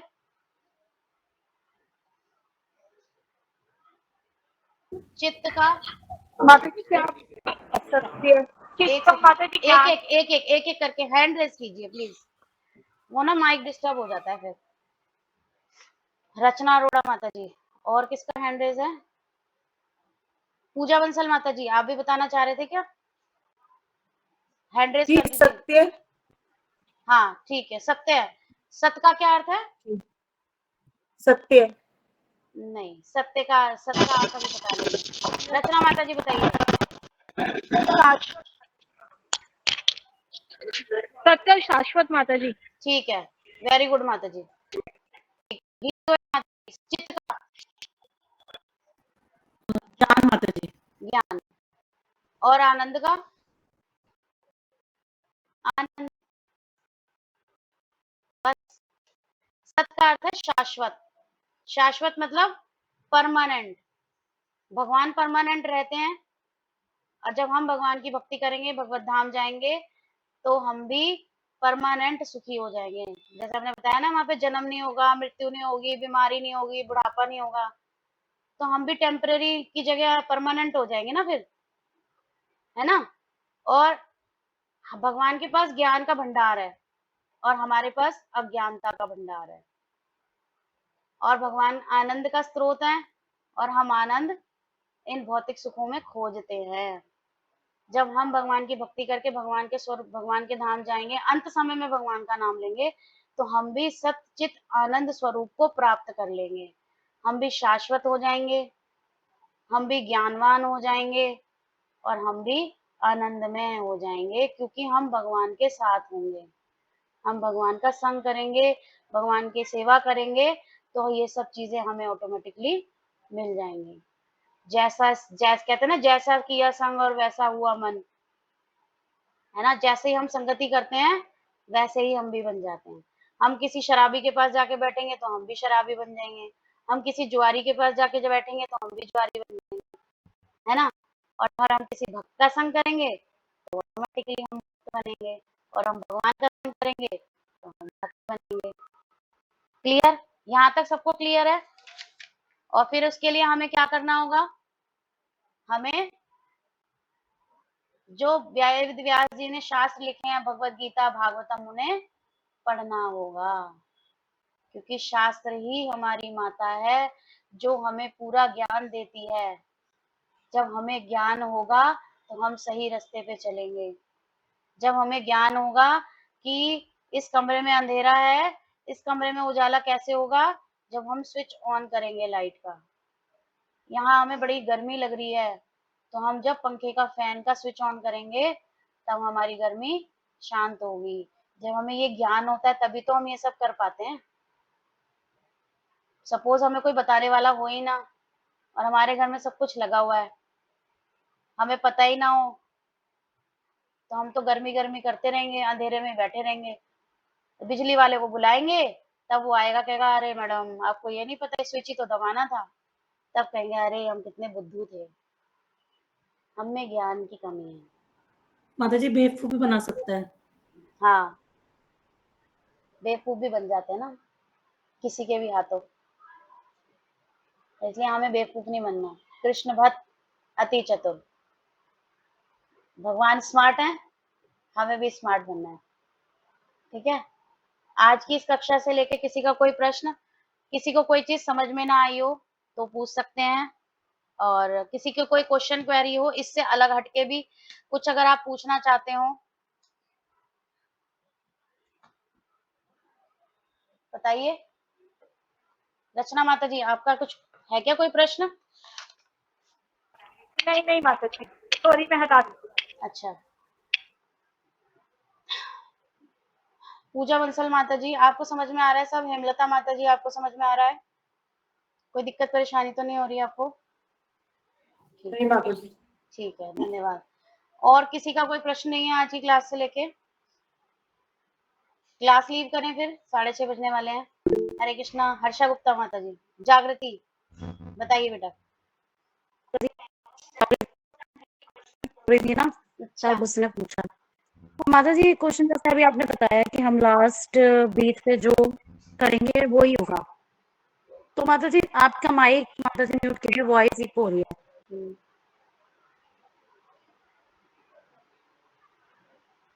हरे कृष्णा। माता जी जैसे आपने बताया हम जो लास्ट समय पे स्मरण करते हैं तो वही होता है, जैसे हम किसी भी धाम का स्मरण करेंगे तो वही धाम में मतलब हम पहुंचेंगे, जिस रूप का स्मरण करेंगे। तो माता जी फिर पूरे जीवन भक्ति करने की लास्ट टाइम पे जाके हमें माता जी थोड़ी सी जैसे पूरे पूरे जीवन अगर नहीं करेंगे तो लास्ट में भी नहीं कर पाएंगे। यहाँ क्लियर कर दिया ना, जब तक हम उन शास्त्रों को नहीं पढ़ेंगे, भगवान के बारे में समझेंगे नहीं, ज्ञान नहीं होगा, तो हम मांगेंगे क्या? जैसे कि अब मैंने बताया कि एक रूम की लाइट गई हुई है, पंखे का स्विच ऑन करना है, लाइट का स्विच ऑन करना है, हमें ज्ञान ही नहीं है, तो क्या हम करेंगे ही नहीं, हमें पता ही नहीं। पूरे जीवन जो हम करते होंगे, हमें पूरे जीवन इसकी प्रैक्टिस करनी है, बिना प्रैक्टिस करे नहीं होगा। आप एग्जाम देना है, ठीक है, आपको पता है मेरे एग्जाम्स आ रहे हैं, आप पढ़ाई मत करो, बस जाके एग्जाम में लिखने बैठ जाओ, वहां जाके क्या लिख पाओगे? कुछ नहीं लिख पाओगे। ये तो भगवान ने कृपावश कहा है हमसे कि अंत काले, पर अंत काल में भी उसको याद आएगा जिसने जीवन भर प्रैक्टिस की है, जिसने जीवन भर कुछ किया ही नहीं, केवल अपने ही उधेड़-बुन में लगा रहा, अपने ही सुखों को बटोरने में लगा रहा, बच्चे सेटल कर दूं, पत्नी के लिए और बच्चों के लिए अपना लाइफ इंश्योरेंस करा दूं, मेडिकल करा दूं, ये करा दूं, बस उसी में ही लगा रहा वो सारे जीवन, जिसने भगवान का हरि नाम लिया ही नहीं, अंत समय में याद नहीं आएगा उसको। अंत समय में केवल उसको याद आएगा। ये जो बताया गया ना, ये केवल भक्त के लिए बताया गया है, अभक्त के लिए स्थिति नहीं है ये। भगवान तो भक्तों पे कृपालु होते हैं। जिसने एक बार भी ले लिया ना, सपोज आप मंदिर में सेवा कर रहे हो, कोई भक्त आया नया, आपने बोला हरे कृष्णा बोलो या आप माला कर लो, तो बैठ के एक माला कर गया, उसकी सुकृतियां बन गई। भगवान तो 1 रुपया भी, कहते हैं ना, मैं तो तुम्हारे 1 रुपए का भी ऋणी हो गया, कोई भगवान के लिए इतना सा भी कर दे, भगवान कहता है मैं तो इसका भी बदला नहीं चुका सकता, तुमने जिस भाव से मेरे लिए किया है, मैं तो उस भाव का ऋण ही नहीं चुका सकता। भगवान तो हर चीज को इतना, मतलब हार्ट, मतलब अपने दिल पे लगा के, और भगवान हर चीज को हमको देने के लिए तैयार बैठे हैं। भगवान तो कहते हैं प्लेट सजा के बैठे हैं, लो आओ ले लो, मेरा कृष्ण प्रेम ले लो। पर कोई लेने आएगा तब देंगे ना भगवान। भगवान का धाम भगवान ने सबके लिए खोल रखा है, पर जो अंत समय में वही ले पाएगा कि जो भगवान से जुड़ेगा। ने आपने शायद लेट ज्वाइन की है क्लास, हमने बताया भी था कि जो व्यक्ति सारी जिंदगी पैसा कमा रहा है, बच्चों को सेटल कर रहा है, उसकी अंत में क्या मनस्थिति होगी? उसकी मनस्थिति होगी कि मैंने ना इतना सारा धन अपना वहां पे छुपा रखा है, मेरे बच्चों को नहीं पता, अब मेरे से बोला नहीं जा रहा, मैं कैसे बताऊं इन्हें कि मैंने कहाँ अपना धन रखा है। मैंने इतने पैसे उसको उधार दे रखे हैं, उससे पैसे ले लेना वापस मेरे मरने के बाद। मैं बच्चे को ये बता दूं, मेरा वो सामान वहां रखा है, मैं ये इसको ये बता दूं, उसकी मेंटेलिटी वहां जाएगी, वो जाएगी ही नहीं भगवान में, जाएगी केवल भक्त की, और किसकी नहीं जाएगी। और जिसने भगवान की भक्ति की है ना, तो भगवान अंत समय में अगर उससे नहीं भी बोला जाएगा ना, तो किसी ना किसी को भेज के उसको अपना हरि नाम सुनवा देंगे। क्योंकि हम कितने भी अनकॉन्शियस हो, पर कान हमारा हमेशा कॉन्शियसली रहते हैं, कान हमारे हमेशा खुले रहते हैं। आप देखो, हम जब सोते हैं ना, हमारी सारी इंद्रियां सो जाती हैं, और कोई हमें आवाज लगाता है, हम फट से उठ के बैठ जाते हैं। क्यों? कि कान हमारे उस समय भी एक्टिव रहते हैं। ये भगवान ने एक इंद्रिय ऐसी दी है, श्रवण। तो जितना हम भगवान के बारे में श्रवण करेंगे, जितना हम भगवान के बारे में बार बार पढ़ेंगे ना, उतना भगवान से हम अटैच होते चले जाएंगे। श्रवण इसीलिए भगवान ने सबसे पहला बोला है श्रवणम। नवदा भक्ति में भगवान ने सबसे पहले श्रवण बताया है कि श्रवण सबसे पहले इंपॉर्टेंट है। क्योंकि जब बच्चा छोटा होता है ना, वो भी श्रवण के मात्र से ही सीखता है। बोलता वो तभी है जब उसको वो सुनता है। जो बच्चा सुनना, जो बहरा होगा ना, वो गूंगा भी होगा। क्यों? कि जब उसको सुनाई नहीं दे रहा, तो वो शब्दों को बोलेगा क्या? जो सुन पा रहा है वही बोल पाएगा। जो भगवान का, अब आप सब लोग सुन रहे हो, भगवान के बारे में श्रवण कर रहे हो, तो इस मुख से भगवान का जो कथाएं आप क्लास में सुन रहे हो ना, उनका गुणगान भी करो, भगवान को और अति प्रिय लगोगे आप। भगवान की ग्लोरीज जो आप क्लास में सुन रहे हो, जो आपके घर में मेंबर हैं, वो लोग नहीं जुड़े, उनको ये भगवान की कथाएं सुनाओ कि आज मैंने क्लास में सुना, मुझे बहुत अच्छा लगा, मुझे ये जान के, मैंने आज ये नई चीज सुनी, मुझे आज ये नया पता लगा। धीरे धीरे उन लोगों की भी स्वीकृतियां बन जाएंगी। टाटा, अंबानी, अनिल कपूर और पता नहीं कितने बड़े बड़े एक्टर एक्ट्रेस हैं, उनके बारे में बच्चे सर्च करके ढूंढते हैं, है ना, उनके बारे में, उन्होंने इतने लाख की ड्रेस पहनी है, उन्होंने इतने लाख की कार ले ली, उन्होंने ये कर लिया, वो ढूंढते हैं, उनके बारे में जानने की कोशिश करते हैं। फिर क्या सोचते हैं, हम भी एक दिन ऐसे बनेंगे। जब हम भगवान के बारे में बार बार सुनेंगे, उनके बारे में जानने की कोशिश करेंगे, तो हम भी भगवान के धाम जाने के लिए ललायत होंगे। जब हमें शास्त्रों में भगवान का धाम का विवरण मिलेगा ना कि वहां पे ना लाइट का बिल पे करना पड़ता, ना पानी का बिल देना, ना हाउस टैक्स देना, कितना मर्जी वहां ना एसी की जरूरत है, वहां इतना सुंदर वातावरण है, हर पल भगवान के आनंद में सब मग्न रहते हैं। वहां ना हमारा जन्म होगा ना मृत्यु होगी, हम 16 साल 14 साल के युवक युवतियों की तरह रहेंगे, ना हमें बीमारी आएगी। यहाँ हम बुढ़ापा छुपाने के लिए तरह तरह की क्रीम लगाते हैं, है ना, तरह तरह के मेकअप लगाते हैं। वहां हमें कुछ भी नहीं करना पड़ेगा, वहां हमें बस आनंद ही आनंद होगा, पूर्ण ज्ञान होगा। पर हमें ये स्थिति भक्त के लिए है। तो आप सब भक्त बनोगे तो ये स्थिति आएगी कि अंत समय में भगवान का नाम ले सको, अदरवाइज तो बहुत मुश्किल है। क्योंकि जब कहते हैं कि जब मृत्यु आती है ना, तो 1000 बिच्छू एक साथ काटते हैं, इतना पेन होता है जब इस शरीर से आत्मा निकलती है। अब इतने दर्द में, इतने पीड़ा में कोई व्यक्ति भगवान का नाम नहीं ले पाएगा, केवल वो ले पाएगा जो भगवान का भक्त होगा। राम नाम भी निकल जाए, कृष्ण नाम भी निकल जाए, पूरा तो बहुत दूर की बात है, खाली कृष्ण कृष्ण ही पुकार लो, उतने में ही कल्याण हो जाएगा। पर वो भी इसके लिए प्रैक्टिस करना है। कोई भी कष्ट हो हमारे जीवन में, कोई भी परिस्थिति हो, केवल किसी को मत पुकारो, किसी रिश्तेदार को मत बुलाओ, केवल भगवान को बुलाओ। कृष्णा आप ही हो जो कुछ करने वाले।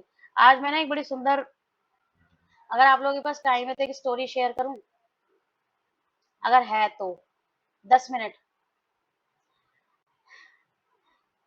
एक ना मैंने स्टोरी पढ़ी संत सखुबाई की। वो पांडुरंग पंढरपुर में है ना, उनकी पूजा सेवा करती थी। एक गरीब पति पत्नी थे, उनके कोई गरीब थे पर वो संतोषी थे, भगवान का भजन करते थे, उनके मन में कोई दुख नहीं था। वो अच्छे से अपना जैसे उनको मिल जाता था जो था वो अपना करते थे गुजारा। बस उनको एक ही कष्ट था कि उनके संतान नहीं थी। तो भगवान से, पांडुरंग से वो हमेशा भगवान से प्रार्थना करते थे और हमेशा इतने आत्मनिर्भर होकर भगवान से केवल संतान मांगते थे। तो उनको संतान हुई, उस एक बेटी हुई, उसका नाम सक्कू रखा। बड़े प्रेम से उन्होंने उसको पाला पोसा बड़ा किया। 10-11 साल 12 साल की थी और बहुत अच्छी, उसके भी बहुत भक्ति भाव में मन था, भगवान की सेवा करना, पांडुरंग के बारे में उनका हरि नाम उच्चारण जाप करना, माता की सेवा करना, माता के साथ घर के कार्य में हाथ बटाना, मतलब बहुत एक सुशील व्यवहार जैसे होना चाहिए, आजकल नहीं है बच्चों का, पर उसका बहुत अच्छा व्यवहार था अपने माता पिता के साथ। अब लड़की बड़ी होने लगी तो उसके तो जैसे एक दूसरे राज्य में एक ब्राह्मण और एक उसकी पत्नी और उसका बेटा रहता था।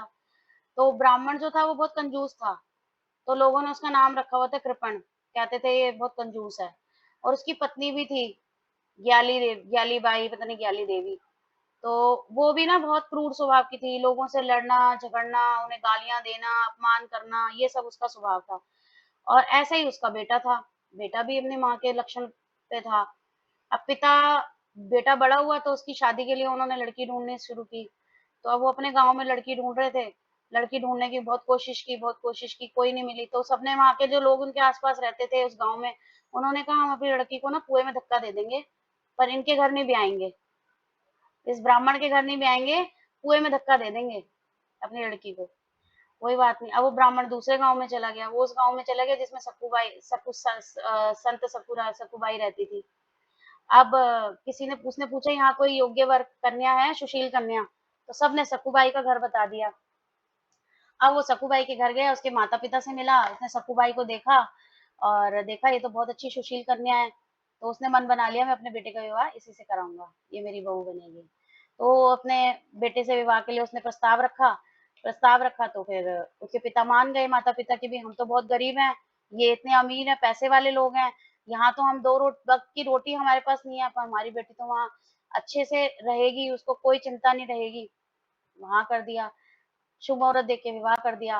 अब वो बेटी उस घर में आई तो वहां तो तीनों के तीनों भक्त, कोई भक्ति नहीं करता, भगवान की कोई पूजा नहीं, कोई सेवा नहीं, ऊपर से उनके व्यवहार तीनों के इतने खराब, उसको बड़ा परेशान करने लगे। मतलब इतना 24 घंटे वो काम करती थी, 24 घंटे धान पीसना करना, सारा घर का काम, सब सो जाते उसके बाद भी काम में लगी रहती। फिर भी उसकी सास भी, ससुर भी, उसका पति भी, सब उसे दुखी करते थे। उसके माता पिता ने सोचा कि अभी ये 12 साल की है, अभी हम इसको शादी करके अपने साथ वापस ले आते हैं, और बाद में इसको भेजेंगे। तो ये प्रस्ताव उन्होंने रखा तो उसकी सास ने मना कर दिया। और वो सारा दिन वहाँ काम करती रही। उसकी सास को एक पल नहीं बैठने देती थी, इतना परेशान। पर वो क्या करती थी, वो हर पल पांडुरंग का रंग रंग पांडुरंग मतलब ऐसे बोलती रहती थी और हर नाम जप करती रहती थी पांडुरंग का। और ये सोचती थी कि मेरे कर्मों का लेखा है, कोई बात नहीं। और उनको कभी वो गुस्सा नहीं करती थी अपने पति पे, सास पे, ससुर पे। कहते थे ये सब भगवान की जीवात्मा है। उनके लिए भी उसके मन में करुणा थी और उसके वो ये विश्वास था कि भगवान पांडुरंग एक ना एक दिन उसकी सहायता अवश्य करेंगे। तो ऐसे करते करते बहुत समय बीत गया, कपड़े भी धो रही है, वहां पे रहने वाले लोग भी कुछ नहीं कर पाते थे उसके लिए। सब बड़ दुखी थे कि इतनी इतना सहन कैसे कर लेती है। और उसके बावजूद भी इतने मन से हरि नाम जाप, हर काम में हरि नाम जाप करती रहती थी। इवन उसके सास ससुर पति उसको पीटते मारते भी थे बहुत। एक दिन उसके माता पिता को हुआ कि भाई चलो हम अपनी बेटी से मिलाएं। अब वो अपनी बेटी से मिलने के लिए आए तो उन्होंने अपनी बेटी की दुर्दशा देखी और माता एकदम रोने लगी। तो सास ने उनको भी उल्टा सीधा बोलना शुरू कर दिया। अब वो बेटी से मिलना चाह रहे थे, बात करना, तो उन्होंने बेटी को डांट के भगा दिया। उसने बहू को बोला कि तो कुछ दिखाई नहीं दे रहा, यहाँ काम करना है, अभी काम करो जाके। तो वो उठ के काम करने चली गई। अब बेटी नदी पे जब कपड़े धोने गई तो माँ चुपके चुपके बेटी के साथ पीछे पीछे चली गई। तो वहां जो स्त्रियां थी वो कहने लगी आपके गांव में कोई कुआं नहीं है, आप अपनी बेटी को वहां धक्का दे देते, इस ब्राह्मण के घर में ब्याह दिया आपने इसको, पता है कितने कष्ट में है ये। तो वो कहती है अच्छा, कह रहे हमें तो पता ही नहीं था। तो अब वो बेचारी विलाप करके क्या कर सकती है, कुछ नहीं। न सकूबाई वो कहती है माँ मेरे साथ विट्ठल है, मेरे साथ मेरे पांडुरंग है, आप मेरी चिंता मत करो। वो विट्ठल विट्ठल करके भगवान को बोलती थी। तो जब उसकी माता पिता उनके घर पहुंचे तो उसकी माँ जब अपनी बेटी से विदा लेके जाने लगी तो उसने उसने भगवान पांडुरंग की मूर्ति उसको दी कि लो तुम्हारे सहारा यही है, अब तुम इन्हीं को सहारा बनाओ भी, अब आप क्या कर सकते हैं। माँ पूरे रास्ते अपने आप को कोसती गई, पिता अपने आप को कोसता गया कि भाई मैंने अपनी हमारी एक ही बच्ची और हमने इसको कैसा जीवन दे दिया। मतलब सास ससुर तो छोड़ो, उसका पति भी इसका साथ नहीं देता।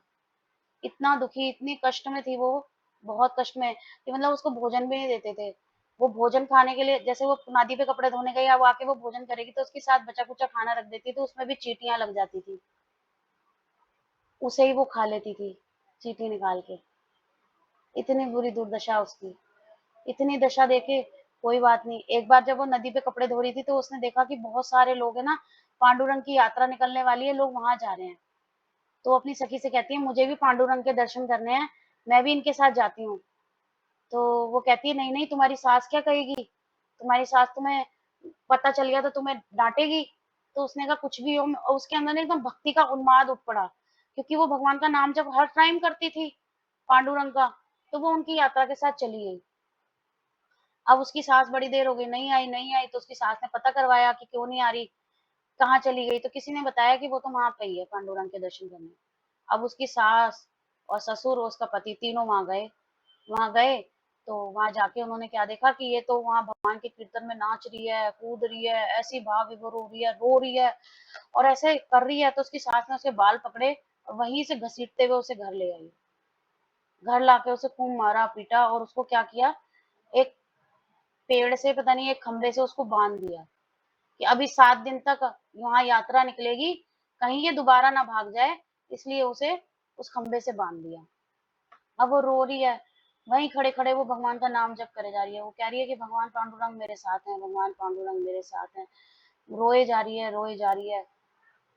अब क्या होता है, भगवान पांडुरंग एक स्त्री का रूप लेके आते हैं, स्त्री का रूप लेके आते हैं और उससे कहते हैं, उसको खोलते हैं, उसको कहते हैं कि जाओ तुम आजाद हो, यहाँ से भाग जाओ, जाओ पांडुरंग के पास, तुम्हें पांडुरंग के दर्शन करने के। वो कहती है मैं, मेरी एक ही इच्छा है। जब वो बंधी होती है ना तो भगवान से कहती है हे पांडुरंग, मैं सब कुछ सहने के लिए तैयार हूँ, मेरी बड़ी इच्छा है कि मैं एक बार आपके दर्शन कर लूं, क्या मेरी इतनी सी इच्छा आप पूरी नहीं करोगे।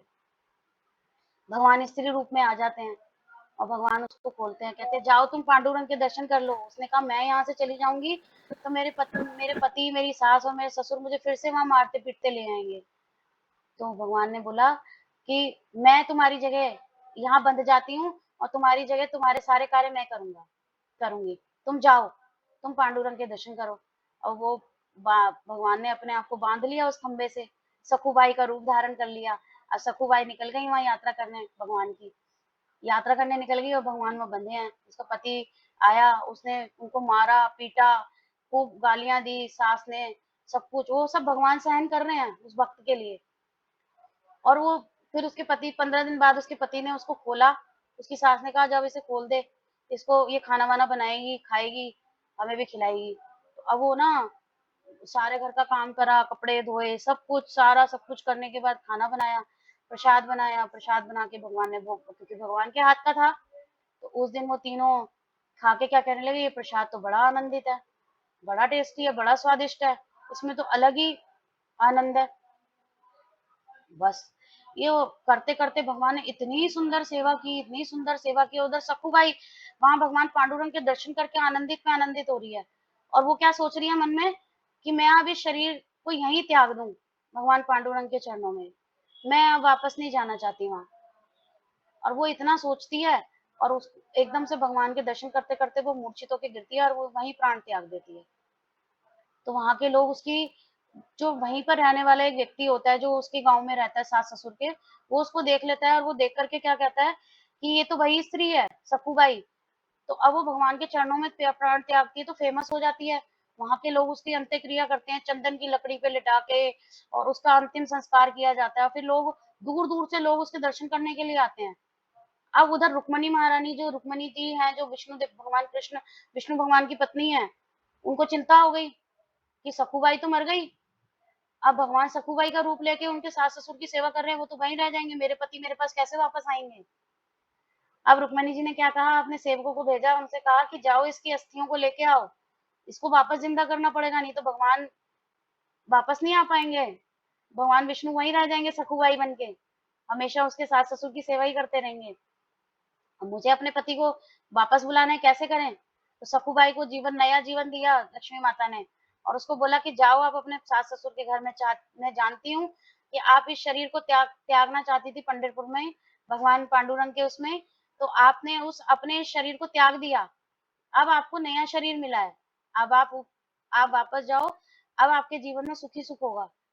तो भगवान पांडुरंग की वहां पे इतनी सुंदर सेवा देख के सकुबाई के रूप में जो भगवान वहां उनके सास ससुर की कर रहे थे, तो उनका भी हृदय परिवर्तन हो गया उन तीनों का अपने बहू के प्रति।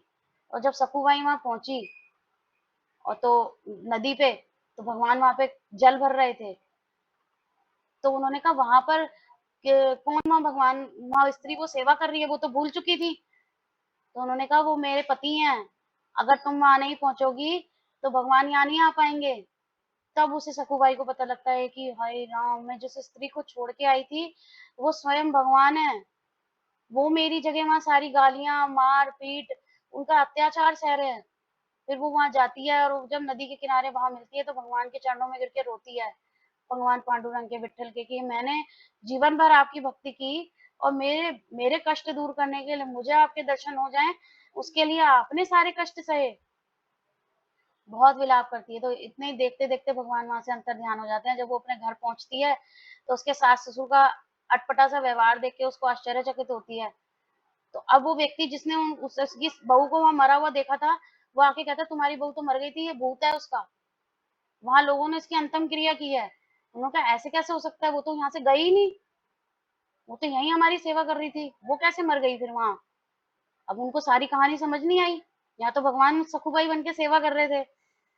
अब फिर जब वो अपनी बहू से पूछते हैं कि ऐसे ऐसे वो कह रहा है कि भी क्या बात है, तब उसने सारी कहानी बताई कि भगवान विठ्ठल यहाँ पर मेरा रूप धारण करके आप लोगों की सेवा कर रहे थे और मैं पांडुरंग में भगवान के दर्शन कर रही थी।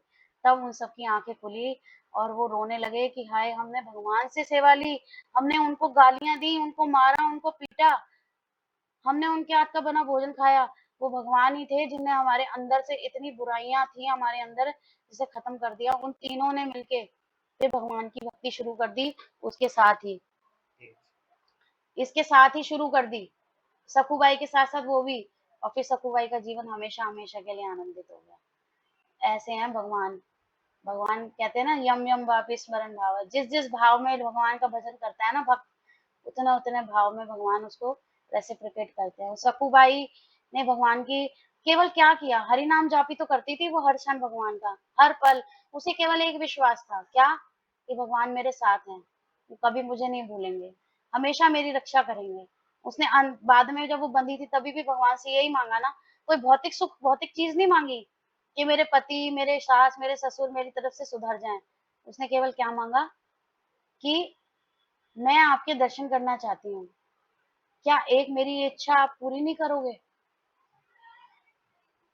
भगवान ने देखा इसका मेरे प्रति कितना समर्पण है, तब भगवान आए ना। हमारा किसी के प्रति इतना सरेंडर है तभी तो भगवान आते हैं। अब रुक्मणी महारानी ने क्या किया, रुक्मणी जी भगवान से विवाह करना चाहती थी, उन्होंने भगवान को पत्र लिखा कि आप मेरे को किडनैप करके मुझे यहाँ से उठा के ले जाओ, वरना मैं शादी नहीं करूंगी, मैं यहीं अपने प्राण त्याग दूंगी, मैं माता के मंदिर में पूजा करने आ रही हूँ, वहीं से आप मुझे उठा के ले जाओ। भगवान ने कहा नहीं, तो भी तो भगवान गए रुक्मणी जी के पास, उन्होंने किसी ब्राह्मण के हाथ पत्र भेजा। जब इतना सरेंडर भगवान के प्रति हमारे मन में होगा, क्यों नहीं हमें भगवान का धाम मिलेगा? मिलेगा, भगवान स्वयं अपने आप को दे देंगे। भगवान का धाम तो बहुत दूर की बात है। जब भगवान मिल गए, जब राजा के सिर पे हाथ रख दिया तो राजा की प्रॉपर्टी सारी हमारी है।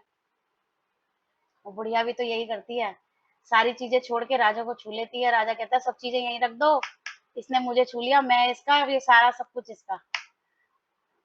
तो जब तुम राजा को आकर्षित कर लोगे, भगवान श्री कृष्ण को आकर्षित कर लोगे, तो भगवान का धाम कौन सी बड़ी बात है? भगवान अपने आप को देने के लिए तैयार है, धाम तो भगवान को अपने आप ही मिल जाएगा।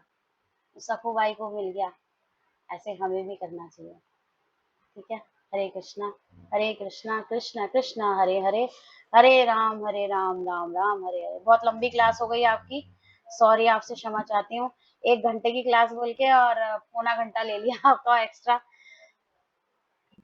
नमो विष्णुपादाय कृष्ण पृष्ठाय भूतले श्रीमते गोपाल कृपा सिंधुभ्यो च पतितानां पावनेभ्यो वैष्णवेभ्यो नमो नमः। हरे कृष्णा। सभी भक्तों के चरणों में सादर प्रणाम। हरे कृष्णा हरे कृष्णा सभी को सादर प्रणाम। हरे कृष्णा माता जी। हरे कृष्णा। हरे कृष्णा माता जी।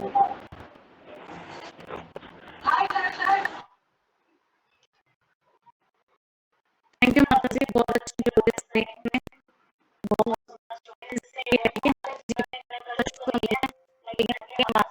इतना नहीं